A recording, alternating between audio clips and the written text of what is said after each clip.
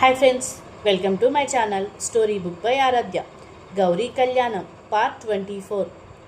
మీ అమ్మ నిజం చెప్తే మంచిది, ఇలాగే ఏదైనా చేస్తుంటే చివరికి మీ నాన్న ఉద్యోగం పోతుంది అని సూర్య పాపతో చెప్పగానే యుక్త ఒళ్ళంతా వణికిపోయింది. నేను చెప్తే మీరు ఎందుకు అర్థం చేసుకోరు? కళ్యాణ్ సార్కి దీనికి ఎలాంటి సంబంధం లేదు అని మళ్ళీ చెప్పింది. నోర్ము యుక్త, నీ అన్నకు అన్నీ తెలుసు. ఇక్కడ చూడు, ఇంకో 2 రోజులు నీకు సమయం ఇస్తాను. మర్యాదగా నిజం చెప్పు. కళ్యాణ్ కాదు అంటున్నావు కదా, మరి ఈ బిడ్డ తండ్రి ఎవరు? ఆ నిజం చెప్పు అని సూర్య అడిగాడు. ఇలా చిత్రహింసలు పెట్టే బదులు ఒక్కసారిగా నన్ను చంపేయండి. ఇన్ని రోజులు మొండిగా ఉండి నా బిడ్డను మోసి కన్నాను, కానీ ఈరోజు ప్రతి ఒక్కరూ నన్ను ప్రశ్నిస్తున్నారు. కానీ దాన్ని నేను భరించలేకపోతున్నాను అని యుక్త ఏడ్చేసింది. అది చూసిన సూర్య, సరే ఇకపై దీని గురించి మాట్లాడితే అది నీకే కష్టం. ఇక నుంచి ఈ ఇంట్లో నీతో పాటు నేను ఉంటాను అని చెప్పాడు సూర్య. అన్నయ్య, ఏం మాట్లాడుతున్నారు? మీరు ఇక్కడే ఉంటారా? మీరు ఇంటికి వెళ్ళరా? అమ్మ కంగారు పడుతుంది అని యుక్త అంది. నా చెల్లెలు బిడ్డతో ఒంటరిగా ఉండగా నేను అక్కడికి వెళ్ళి ఏం చేయాలి? అమ్మ నాన్నలతో అన్నీ నేను మాట్లాడతాను, ఏం సమస్య లేదు. ఇంతవరకు నువ్వు ఎలా ఉన్నా ఉండొచ్చు, కానీ ఇప్పుడు నువ్వు ఒక బిడ్డకు తల్లివి. ఆ విషయం స్పష్టంగా అర్థం చేసుకో. నేను లేని సమయంలో ఇక్కడ నుంచి బిడ్డను తీసుకొని వెళ్ళిపోవచ్చని అనుకోకు. నీ అన్న మీద నీకు నిజమైన గౌరవం, ప్రేమ ఉంటే నువ్వు ఈ ఇంట్లోనే ఉండాలి. నీకు భద్రతగా నేనుంటాను. నువ్వు నిజం చెప్పినా సరే, చెప్పకపోయినా సరే, ఇక నుంచి బిడ్డకు మామగా నేనేం చేయాలో అది చేస్తాను అని చెప్పి, సరే భోజనం చేశావా లేదా అని అడిగాడు. లేదు అని యుక్త చెప్పింది. సరే వెయిట్ చేయి, 10 నిమిషాల్లో భోజనం ఆర్డర్ చేస్తాను అని చెప్పి సూర్య భోజనం ఆర్డర్ చేశారు. ఇప్పుడు ఫుడ్ ఆర్డర్ చేశాను, వచ్చిన తర్వాత తినొచ్చు. రాత్రి వంట చేసుకోవచ్చు. నీకు సహాయంగా ఒక వంట మనిషిని ఏర్పాటు చేస్తాను. నీకు తోడుగా ఆమె ఉంటుంది అని సూర్య చెబుతుండగా అతనికి ఆఫీస్ నుంచి ఫోన్ వచ్చింది. ఫోన్ రిసీవ్ చేసి, హలో చెప్పు రవి అని సూర్య అన్నాడు. బాస్ చెప్పినా వినకుండా స్నేహ వచ్చి ఉద్యోగానికి రాజీనామా చేసి వెళ్ళిపోయారు. సెటిల్మెంట్ ఇవ్వకపోయినా పర్వాలేదు, ఇకపై ఈ ఆఫీస్లో పనిచేయడం నా వల్ల కాదు అని చెప్పారు బాస్ అని రవి చెప్పాడు. ఇంటికి వెళ్ళి నేను కోపంగా మాట్లాడడం, డబ్బులు ఇవ్వడం ఆమెకు కోపం తెప్పించినట్టుంది. అందుకే ఉద్యోగానికి రాజీనామా చేసినట్టుంది అని మనసులో అనుకొని, సరే వదిలేయి, ఆమె రాజీనామా చేస్తే చేయనివ్వు. ఆమెకు మంచిగా చెప్తే అర్థం కాదు. అది కాకుండా మరో నెలలో ఆమె పెళ్ళి కూడా జరగబోతుంది, అది ఒక ఏసీపీతో. ఆ పెళ్ళి ఎలా జరుగుతుందో నేను చూస్తాను అని సూర్య కోపంగా చెప్పి ఫోన్ పెట్టేశాడు. అన్నయ్య, మీరు మాట్లాడుతున్న తీరు చూస్తుంటే స్నేహ గురించి మాట్లాడినట్టుగా ఉంది అని అడిగింది యుక్త. అవును యుక్త, స్నేహ ఉద్యోగానికి రాజీనామా చేసిందంట అని చెప్పి సూర్య పైకి లేచాడు. అన్నయ్య ఒక్క నిమిషం, మీరు ఏదో పెళ్ళి ఎలా జరుగుతుందో చూస్తాను అని అన్నారు కదా అని యుక్త అడిగింది. అవును, నీ చేతిలో ఒక బిడ్డ ఉంది కదా, ఆ బిడ్డ తండ్రికి పెళ్ళి జరగబోతుంది. అది చూసి నేను ఊరుకుంటానా? ఇక చూడు, నీ మెడలోనే కళ్యాణ్ తాళి కట్టాలి. అది వదిలి ఇంకో అమ్మాయి మెడలో అతను తాళి కట్టడానికి వెళ్తే కట్టడానికి అతనికి చేతులుండవు. అది దాటి తాళి కట్టినా అతని తల నరికి ఆమె మెడలో ఉన్న తాళిని తీసేస్తాను అని కోపంగా చెప్పి సూర్య బయటకు వెళ్ళిపోయాడు. అయ్యో అన్నయ్య, ఎందుకింత కోపం తెచ్చుకుంటున్నారు? ఒకవేళ దేవ్ అనే నిజం తెలిస్తే ఖచ్చితంగా దేవుకు ఆపద వస్తుంది. అందుకే చెప్పలేకపోతున్నాను. చెప్పినా పరిస్థితి మరింత దారుణంగా మారుతుంది. కళ్యాణ్ సార్ కాదు అని 1000 సార్లు చెప్పినా ఎందుకు నమ్మడం లేదు? ఎందుకు కళ్యాణ్ సార్కి ఇంత అన్యాయం చేశారు? ఎందుకు మండపానికి వెళ్ళి దేవుని నిశ్చితార్థంలోకి నన్ను లాగి తీసుకొచ్చారు? ఇక ముందు ఎలాంటి సమస్యలు రాబోతున్నాయో తలుచుకుంటేనే నాకు భయంగా ఉంది అని బాధపడుతూ యుక్త ఏడుస్తూ ఉంది. మరోవైపు రామ్ ఆఫీస్ నుంచి ఇంటికి వచ్చి వెంటనే ఎందుకు రమ్మని చెప్పారో అని అడుగుతూ లోపలికి వచ్చి సోఫాలో కూర్చున్నాడు. రామ్, నీకు గౌరికి రిసెప్షన్ ఏర్పాటు చేస్తున్నాం. మన శాస్త్ర పెళ్ళికి ఇంకా 15 రోజులు మాత్రమే ఉన్నాయి. సరిగ్గా చెప్పాలంటే ఇంకా 13 రోజులే ఉన్నాయి. అంతలోపు మీ రిసెప్షన్ పూర్తి చేయాలి, లేదంటే పెళ్ళికి వచ్చే వాళ్ళు ప్రశ్నలు అడగడం మొదలు పెడతారు. ఇంకో 2 రోజుల రిసెప్షన్ పెట్టబోతున్నాం. నువ్వు అందరికీ సమాచారం ఇచ్చేయి. అన్ని పనులు నేను బావ కలిసి చూసుకున్నాం అని అతని రామ్ తండ్రి చెప్పారు. నాన్న, ఇప్పుడు రిసెప్షన్ ఎందుకు? నేను గౌరీ కలిసి జీవించడం మొదలుపెట్టాం. ఇప్పుడు మళ్ళీ రిసెప్షన్ ఎందుకు అని రామ్ సందేహంగా అడిగాడు.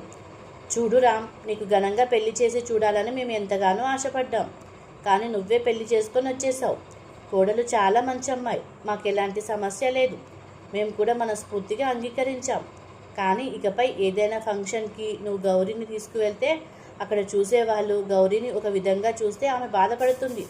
అందుకే 2 రోజుల్లో నీ రిసెప్షన్ చాలా ఘనంగా చేయబోతున్నాం. అన్ని ఏర్పాట్లు నాన్న బావ కలిసి చేశారు. ఇందులో నీకున్న ఒకే ఒక్క పని ఏంటంటే ముఖ్యమైన వీఐపీలకు నువ్వే సమాచారం ఇవ్వాలి. ఇక గౌరికి కావలసిన చీరలు నగలు అన్నీ రజనీ సహస్ర కలిసి కొనుక్కొచ్చారు. నీకు కావలసిన దుస్తులు మాత్రం నువ్వే కొనుక్కోవాలి. నీకు నువ్వే సెలెక్ట్ చేసుకోవడం ఇష్టం కదా. ఈరోజు గౌరీని తీసుకొని వెళ్ళి నీకు కావలసిన దుస్తులు కొనుక్కొని రా అని చెప్పి ముగించింది రామ్ తల్లి సుజాత. రెప్ప వాల్చకుండా చూస్తూ ఉన్న రామ్ లేచి వెళ్ళి తన అమ్మ భుజంపై చేయి వేసి, సరే అమ్మ, మీ ఇష్ట ప్రకారమే చేద్దాం అని చెప్పి పైకి వెళ్ళాడు. గౌరీ, నీకు ఈ చీర నచ్చిందా?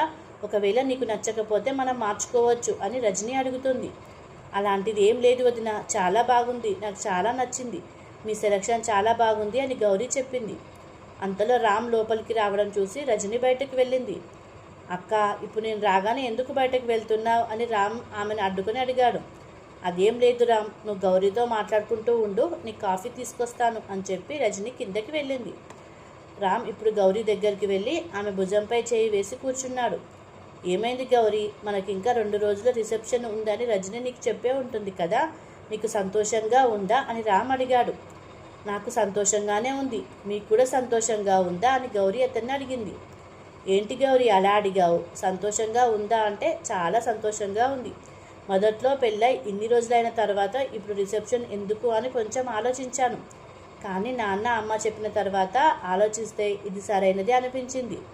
రేపు సహస్ర పెళ్ళికి వచ్చేవాళ్ళు నిన్ను చూసి ఈమెవరు అని అడగకూడదు కదా. అందుకే మన రిసెప్షన్ గురించి నాకు చాలా సంతోషంగా ఉంది. అంతేకాదు, ఈరోజు నాకు డ్రెస్సులు కొనడానికి వెళ్ళాలి. ఎప్పుడు నేనే సెలెక్ట్ చేసుకుంటాను. నాకు వేరే వాళ్ళు సెలెక్ట్ చేసినవి నచ్చవు. కనీసం ఒక కర్చీఫ్ అయినా నేనే సెలెక్ట్ చేసుకోవాలి. కానీ ఇప్పుడు అలా కాదు, నా కోసం నువ్వు వచ్చి సెలెక్ట్ చేస్తావా అని అడిగాడు రామ్. ఏంటండి ఇది, హఠాత్తుగా ఇలా అడుగుతున్నారు? మీ రేంజ్కి నాకు సెలెక్ట్ చేయడం రాదు. మీరెప్పుడూ హై క్వాలిటీ బట్టలే వేసుకుంటారు. నాకు 500 రూపాయలు దాటి ఆలోచించడమే కష్టం. సడన్గా నన్ను తీసుకెళ్తే మీకు సూట్ కానీ ఏదైనా డ్రెస్ సెలెక్ట్ చేస్తే మీకు నచ్చదు. ఒకవేళ నా కోసం కష్టపడి నచ్చినట్టు నటిస్తారు. వద్దులేండి, మీరే వెళ్ళి కొనుక్కోండి అని గౌరీ చకచకా మాట్లాడింది. నాకు రిసెప్షన్ కోసం నువ్వే డ్రెస్ సెలెక్ట్ చేయాలి, అందుకే ఆలస్యం చేయకుండా ఇప్పుడే వెళ్దాం అని చెప్పి రామ్ గౌరీని తీసుకొని వెంటనే కిందికి వెళ్ళాడు. అదే సమయంలో రజనీ కాఫీ తీసుకొని మెట్లెక్కుతూ వస్తుండగా రామ్ని చూసి మళ్ళీ కిందకి వెళ్ళింది. లిఫ్ట్ ఉపయోగించకుండా గౌరీ చెయ్యి పట్టుకొని మెట్లు దిగి వచ్చిన రామ్ కిందకు వచ్చిన వెంటనే రజనీ ఇచ్చిన కాఫీ తాగి థ్యాంక్స్ అక్క అని చెప్పి కప్పు తిరిగిచ్చాడు. అక్క, నేను గౌరీని తీసుకొని వెళ్ళి నాకు డ్రెస్ తీసుకొని వస్తాను అని చెప్పాడు రామ్. సరే రామ్, చూసుకొని వెళ్ళిరండి అని రజనీ చెప్పగానే గౌరీని తీసుకొని బయటకు వెళ్ళాడు రామ్. ఇక రామ్ కోసం గౌరీనే చూసి బట్టలు సెలెక్ట్ చేసింది. తనకు సెలెక్ట్ చేయడం రాదని చెప్పినా ఇప్పుడు ఎంతో ఆసక్తిగా రామ్ మెయిన్ ఛాయ్కు సరిపోయే బట్టలను వెతుకుతోంది. చివరికి 3 డ్రెస్సుల సెట్లు తీసుకొచ్చి చూపించి ఎలా ఉన్నాయని అడిగింది. 3 బాగున్నాయి గౌరీ, అందులో ఈ డ్రెస్సు నీ రిసెప్షన్ చీరకు మ్యాచ్ అవుతుంది, దీన్నే రిసెప్షన్ కోసం పెట్టుకుందాం అని రామ్ చెప్పగానే గౌరీ ముఖంలో చిరునవ్వు విరిసింది. అయితే అదే షాపింగ్ మాల్కి దేవ్ కూడా తన పెళ్లి కోసం ముహూర్తపు బట్టలు కొనడానికి వచ్చాడు. రామ్ని చూసిన దేవ్ దగ్గరకు వచ్చి మాట్లాడాడు. హాయ్ సార్ అని దేవ్ అన్నాడు. హాయ్ దేవ్, మీరు ఇక్కడ అని రామ్ అడిగాడు. సార్, నాకు వచ్చే వారం పెళ్ళి, అందుకే బట్టలు కొనడానికి వచ్చాను అని దేవ్ చెప్పాడు. అభినందనలు దేవ్ అని రామ్ చెప్పి, మన యాడ్ షూటింగ్ విషయం గురించి సుహాస్ నీకు ఇన్ఫామ్ చేశాడు కదా, వచ్చే వారం పెళ్ళి అంటే షూటింగ్ ఎలా చేస్తావు అని అడిగాడు రామ్. సార్, ఏమి ఇబ్బంది లేదు, పెళ్ళి మరుసటి రోజే సుహాస్ సార్ డేట్ ఇచ్చారు, నేను మేనేజ్ చేస్తాను అని దేవ్ చెప్పాడు. ఇక రామ్ సరే అని చెప్పి గౌరీని తీసుకొని అక్కడి నుంచి వెళ్ళిపోయాడు. మరోవైపు సూర్య కోపంగా మాట్లాడిన తర్వాత యుక్తకి ఏడుపు వస్తోంది. దేవిని తలుచుకొని ఏడవాలో కూడా ఆమెకు అర్థం కావడం లేదు. ఒకవైపు దేవ్ బిడ్డ కళ్యాణ్ బిడ్డ అని అబద్ధం చెప్తున్నాడు. మరోవైపు కళ్యాణ్ సార్ చేస్తున్న త్యాగం, నా జీవితంలో ఉన్న ఇద్దరు ఈరోజు నన్ను ధర్మ సంకటంలో నిలబెట్టేశారు. దేవుకి మొదటి నుంచి నన్ను చూస్తేనే పడదు, అందుకే నాపై ఉన్న పగ తీర్చుకున్నాడు. కానీ కళ్యాణ్ సార్ ఎందుకు తనంతటి తానే వచ్చి ఈ సమస్యలో చిక్కుకున్నారు? అన్నయ్య కూడా కోపంగా వెళ్ళిపోయారు. స్నేహ పెళ్లి గురించి తలుచుకుంటేనే నాకు భయంగా ఉంది. కళ్యాణ్ సార్ మీదున్న కోపంతో అన్నయ్య ఆ పెళ్లి ఆపేస్తే నా స్నేహితురాలు స్నేహ జీవితం నాశనం అవుతుంది. అన్నయ్యకి ఎలా అర్థమయ్యేలా చెప్పాలి అని యుక్త ఏడుస్తూ ఆలోచిస్తోంది. ఇక ఆ రోజు సాయంత్రం కమిషనర్ని కలవడానికి అతని ఆఫీస్కి వెళ్ళాడు కళ్యాణ్. కళ్యాణ్, మీ మీద నాకు చాలా గౌరవం ఉండేది, కానీ ఈరోజు జరిగిన సంఘటనలు అన్నిటినీ మార్చేశాయి. మీ సర్వీస్లో ఇప్పటి వరకు ఎన్నో కేసులను నిజాయితీగా హ్యాండిల్ చేశారు, కానీ ఈరోజు జరిగిన గందరగోళం నాకు అర్థం కావటం లేదు. మొదట ఆ బిడ్డ ఎవరిదో విచారించాలి. తర్వాత సూర్య చెల్లెలు యుక్తను చూడగానే ఈ బిడ్డ నా బిడ్డ అని మీరెందుకు చెప్పారు? దీనికి మీరు స్పష్టమైన వివరణ ఇవ్వాలి, లేకపోతే మిమ్మల్ని సస్పెండ్ చేయాల్సి వస్తుంది అని కమిషనర్ అన్నారు. సార్, నేను ఇక్కడికి వచ్చేటప్పుడే సస్పెండ్ అవుతానని ఊహించుకొని వచ్చాను. నా వల్ల తప్పు జరిగిందని నాకు తెలుసు. చట్టం ప్రకారం మీరు ఎలాంటి చర్య తీసుకున్నా నేను అంగీకరిస్తాను సార్ అని కళ్యాణ్ అన్నాడు. కమిషనర్ అతన్ని తీక్షణంగా చూస్తూ, నాకు ఒక అనుమానం ఉంది కళ్యాణ్, మీరే ఆ బిడ్డకు తండ్రి అని చెప్పారు, కానీ ఆ అమ్మాయి మాత్రం మీరు తండ్రి కాదని చెప్తోంది. నాకేం అర్థం కావటం లేదు. ఈ విషయం ఈ పాటికి అన్ని న్యూస్ ఛానళ్ళలో రావాలి, కానీ సూర్య చెల్లెలు కావడంతో సూర్యనే ఈ న్యూస్ బయటకు రాకుండా అడ్డుకున్నాడు. అందుకే నీ గురించి ఎవరికీ తెలియదు. సరైన సమాధానం చెప్పండి కళ్యాణ్ అని ఆదేశించాడు కమిషనర్. సార్, ఇదొక అమ్మాయి జీవితానికి సంబంధించిన విషయం, ఒక బిడ్డ భవిష్యత్తుకు సంబంధించిన విషయం. నేను చెబుతున్నది నిజం. ఆ బిడ్డకు నేనే తండ్రిని. యుక్తకు నా మీద ఉన్న కోపంతో అలా చెప్పింది. ఇంతకాలం ఆ బిడ్డను పెట్టుకొని ఆమె ఒక్కతే కష్టపడింది. సడన్గా నేను తండ్రిని అని ముందుకు రావడంతో ఆమెకు కోపం వచ్చింది. నన్ను పెళ్లి చేసుకోబోయే స్నేహ గురించి ఆలోచించి ఆమె అలా చెప్పి ఉండవచ్చు, కానీ నా బిడ్డకు ద్రోహం చేసి నేను ఇంకొన్ని పెళ్లి చేసుకోవడం నాకు సాధ్యం కాదు. అందుకే ఇంట్లో చెప్పి ఆ పెళ్లి ఆపేయమని చెప్పాను. యుక్తకి ఇప్పుడు నా మీద కోపం ఉండవచ్చు, కానీ భవిష్యత్తులో ఆమె మారుతుంది. నా బిడ్డ భవిష్యత్తు కోసం నేను వేచి ఉంటాను అని కళ్యాణ్ అన్నాడు. ఓకే కళ్యాణ్, నువ్వు స్పష్టంగా చెబుతున్నావు. దీనిపై ఇంకా విచారణ చేయడం వృధా. నువ్వు చేసిన తప్పుకు శిక్ష ఉంటుంది. 3 నెలల పాటు నేను సస్పెండ్ చేస్తున్నాను అని చెప్పి కమిషనర్ సస్పెన్షన్ ఆర్డర్ కాపీ ఇచ్చాడు. దాన్ని తీసుకుంటున్నప్పుడు కళ్యాణ్ కళ్ళలో నీళ్లు తిరిగాయి. ఎంతో ఆశతో, ఎంతో లక్ష్యంతో ధరించిన యూనిఫామ్ ఇప్పుడు ఒక మచ్చతో 3 నెలల పాటు ధరించలేరని తలుచుకోగానే అతనికి కూడా బాధ కలిగింది. అయినప్పటికీ ఆ బిడ్డకు తానే తండ్రిని అని చెప్పిన తర్వాత యుక్తకి ఇష్టం లేకుండా దేవ్ గురించి చెప్పడం సరైంది కాదని భావించి ఆ సస్పెన్షన్ ఆర్డర్ పట్టుకొని బయటకు వచ్చాడు కళ్యాణ్. అదే సమయంలో కమిషనర్ సూర్యకు ఫోన్ చేశాడు. సూర్య, నేను విచారించాను, కానీ కళ్యాణ్ తానే యుక్త బిడ్డకు తండ్రినని గట్టిగా చెప్తున్నాడు. అతను అబద్ధం చెప్తున్నట్టు నాకు అనిపించడం లేదు. యుక్తకు అతనిపై కోపం ఉండటం వల్లే అలా చెప్పిందని అతను అంటున్నాడు. ఇది చూస్తుంటే యుక్త అబద్ధం చెప్పినట్లు అనిపిస్తోంది అని కమిషనర్ చెప్పాడు. Okay uncle, thank you. ఇక నుంచి కళ్యాణ్ విషయం నేను చూసుకుంటాను అని చెప్పాడు సూర్య. కళ్యాణ్ను సస్పెండ్ చేశాను. నువ్వు కోపంలో ఏదైనా తప్పుడు నిర్ణయం తీసుకోకు. యుక్త బిడ్డ భవిష్యత్తు గురించి ఆలోచించి వాళ్ళిద్దరికీ పెళ్లి చేయించు అని కమిషనర్ సూర్యను హెచ్చరిస్తూ సలహా ఇచ్చాడు. ఇక కమిషనర్ ఆఫీస్ నుంచి బయటకు వచ్చిన కళ్యాణ్ని చూసిన దేవ్ నవ్వాడు.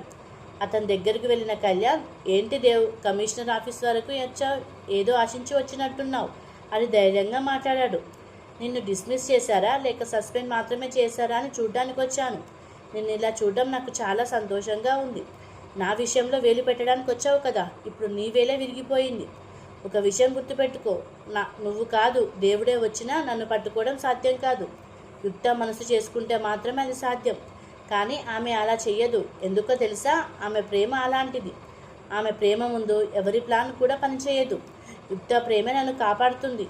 ఆ ధైర్యంతోనే నేను సంతోషంగా శ్వేత మెడలో తాళి కడతాను అని దేవ్ అహంకారంగా చెప్పాడు. ఏంటి దేవ్, చాలా పొగరుగా మాట్లాడుతున్నావు. ఆయన శ్వేతను పెళ్లి చేసుకోవడం కంటే నిన్ను నమ్మి నీకోసం తన జీవితాన్నే కోల్పోయి నీ బిడ్డను కష్టపడి కానీ ఇంత బాధపడుతున్న యుక్తను నువ్వు పెళ్లి చేసుకోవచ్చు కదా. ఇప్పుడు నీ లక్ష్యంలో నువ్వు గెలిచావు కదా. అలాంటప్పుడు బిడ్డతో సహా యుక్తను వదిలేసి ఎందుకు శ్వేతను పెళ్లి చేసుకోవాలని చూస్తున్నావు అని కళ్యాణ్ అడిగాడు.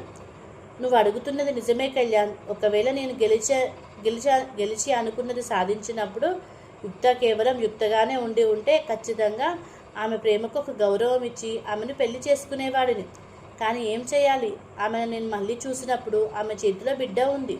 చేతిలో బిడ్డ ఉన్న అమ్మాయిని నేను పెళ్లి చేసుకొని ఇది నాకు పుట్టిన బిడ్డ అని చెప్తే ఈ ప్రపంచం నా గురించి చెడుగా మాట్లాడదా? ఆ ఒక్క కారణం వల్ల మాత్రమే నేను యుక్తను పెళ్లి చేసుకోవడం లేదు. లేదంటే ఆమెకు బిడ్డ లేకపోయి ఉంటే నేను ఖచ్చితంగా ఆమెను పెళ్లి చేసుకునేవాడిని అని చెప్పాడు దేవ్. అది విన్న కళ్యాణ్కు కోపం ఆగలేదు. ఏంటి దేవ్, ఇలా మనసాక్షి లేకుండా మాట్లాడుతున్నావు? యుక్త చేతిలో ఉన్నది ఎవరి బిడ్డ? నీ బిడ్డే కదా. అలాంటప్పుడు నీ బిడ్డ అనే కారణంతోనే ఆమెను వదిలేస్తావా అని కళ్యాణ్ కోపంగా అడిగాడు. ఓకే ఫ్రెండ్స్, ఆ తర్వాత ఏం జరిగిందో తరువాతి భాగంలో చూద్దాం. మీకు ఈ కథ నచ్చినట్లయితే ఈ ఛానల్ని సబ్స్క్రైబ్ చేసుకోగలరు. Please subscribe to my channel.